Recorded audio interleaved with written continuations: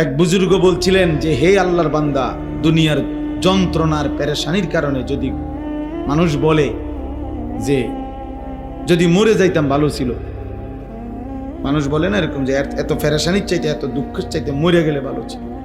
মহিলারা বেশি বলে, মহিলারা একবারে 19-এর থেকে 19.5 হইলেই যা আমার মরণ আইয়ে না কা, আমি মরি না কা, আমার উপরে ঠাডা পড়ে না কা, আমার উপরে খোদার গজব পড়ে না কা, বেডির গজব বেডি নিজেই দেয়। মহিলাদের এই বদভ্যাস বেশি। হ্যাঁ, মানে মৃত্যু কামনা করে বেশি, বুঝেন নাই, মরণ কামনা করে বেশি।